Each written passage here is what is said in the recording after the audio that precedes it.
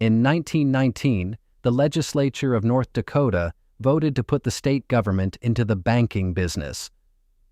Not a regulator, an actual bank, holding the state's deposits, making loans to farmers, with the taxpayers as the only shareholder. Wall Street called it Bolshevism on the prairie. Bond houses in New York and Chicago refused to buy North Dakota paper. Within a few years, the men who built it were driven out of office. And the bank is still open. It's operating right now in Bismarck, more than a century later, so how does that happen? By the end of this, you'll understand something that doesn't fit the story most of us were taught about American politics. That a socialist-influenced farmers' movement once won total control of a U.S. state government through the ballot box, wrote its program into law in a single legislative session, and left behind two public institutions that outlasted everyone who tried to kill them. You'll also understand why almost nobody teaches this. It isn't that the documents are missing. The records are sitting in the State Historical Society of North Dakota and in the state's own statute books. The story got buried a different way. Start with the grievance, because it's mundane, and it's the whole engine. North Dakota grew hard red spring wheat. It did not grind it, grate it, store it, or ship it. All of that happened in Minneapolis and Duluth, outside the state's control. Farmers hauled grain to a local elevator and were told what grade it was and what dockage would be deducted for dirt and weed seed. They had no way to check. Complaints about grading and dockage abuses run through North Dakota politics for years before 1915. Farmers weren't reading marks. They were reading their receipts. The organizer was Arthur C. Townley, a former flax farmer who had gone broke and who had worked for the Socialist Party in North Dakota before he broke with it. In 1915, he founded the Nonpartisan League, and his method is the part historians keep coming back to. He didn't hold rallies. He bought a Ford, drove farm to farm, and signed men up for a paid membership, $16 for a 2-year term, collected on the spot or taken as a post-dated check. The dues bought newspapers, organizers, more cars. It was a subscription-funded political machine. And the name told you the strategy. Nonpartisan because the League did not run as a third party. Third parties in that era died in the general election. North Dakota had a direct primary, so the League endorsed candidates and ran them in the Republican primary, in a state where the Republican nomination was effectively the office. The machine's own members would pick the Republican slate. It's a takeover from inside a party, financed by farmers' dues, and it worked faster than anyone expected. In 1916, the League's candidate for governor, Lynn Frazier, won the primary and then the general. But controlling the governorship wasn't enough, and the League found that out immediately. The League took the North Dakota House in 1916. It did not take the Senate. Because state senators served staggered 4-year terms, the holdover senators blocked the League's program, and the constitutional amendments the League needed went nowhere that session. So the League spent 2 more years organizing, and in 1918 it won the Senate too. Governor, House, Senate. That is the moment this stops being a protest movement and becomes a government. The 1919 Legislative Assembly in Bismarck is one of the strangest sessions in American state history, and what came out of it reads less like reform than like a blueprint being executed. Here's what the 1919 session actually passed, and you can read it in the session laws.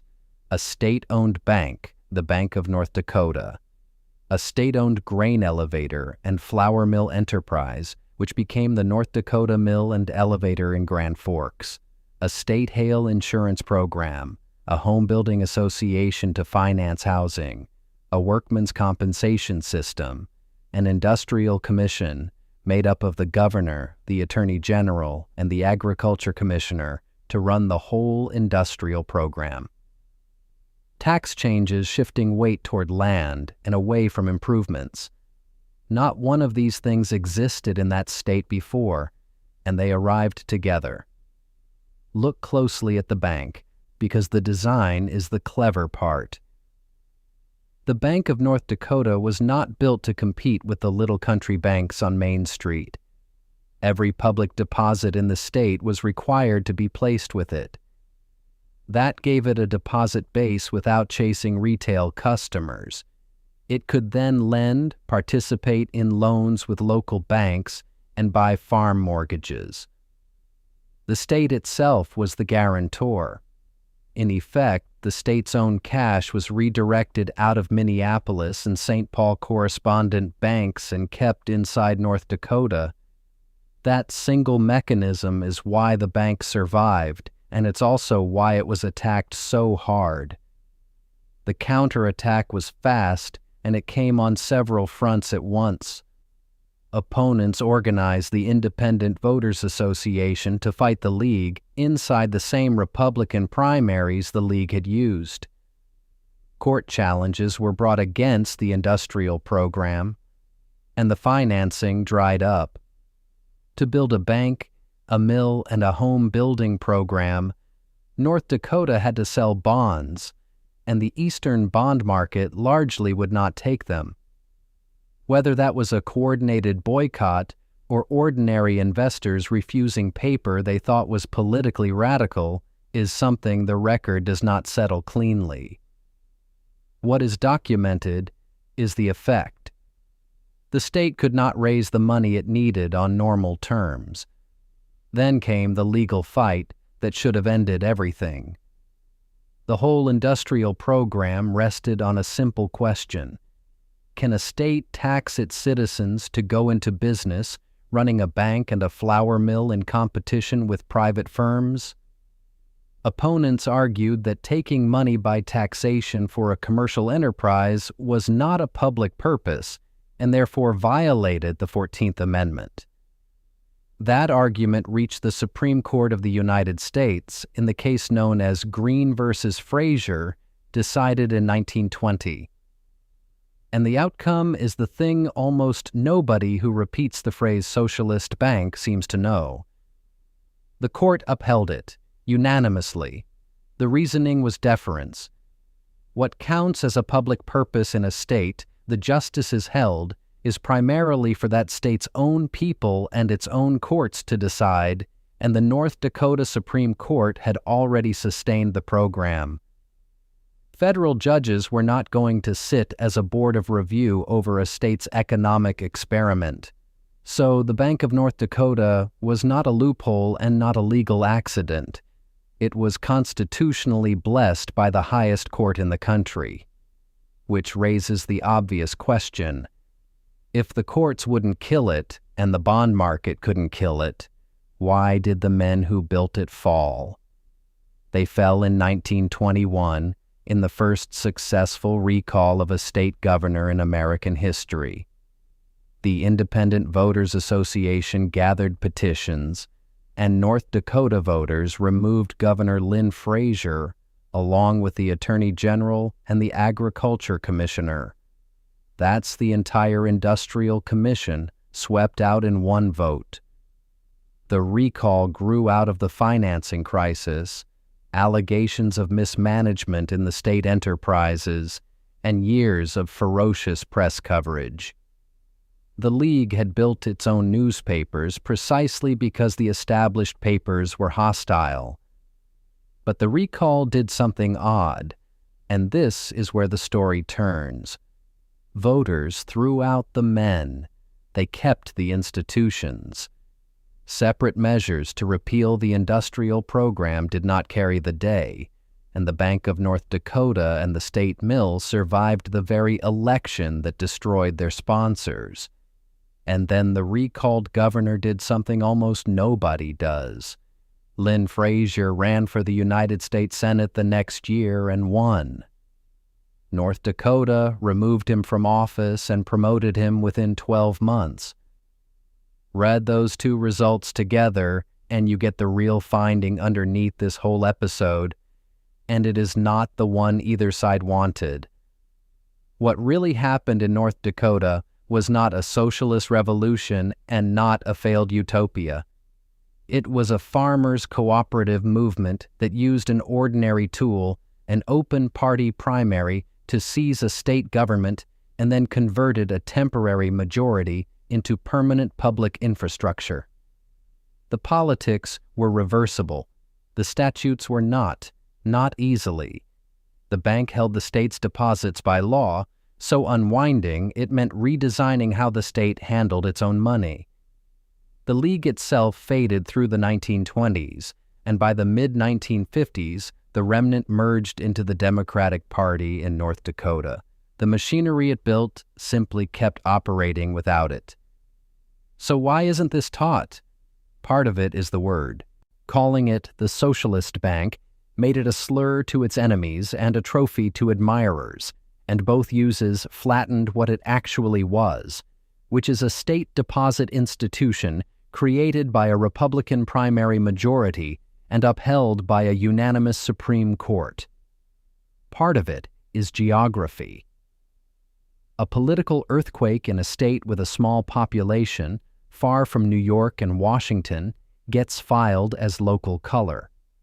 And part of it is that the standard narrative of American politics has almost no slot for a farmers' movement that won, governed, lost power, and still left something standing. There's a harder reason, too. The League's story is genuinely uncomfortable in both directions. Arthur Townley's dues-collecting machine drew accusations of high-pressure salesmanship, and during the First World War League, figures faced prosecutions and accusations of disloyalty tied to opposition to the war effort. Historians have argued for decades over how much of that was legitimate criticism and how much was wartime suppression of a political opponent. A movement that is neither clean hero nor clean villain is hard to put in a textbook chapter. It's much easier to leave out.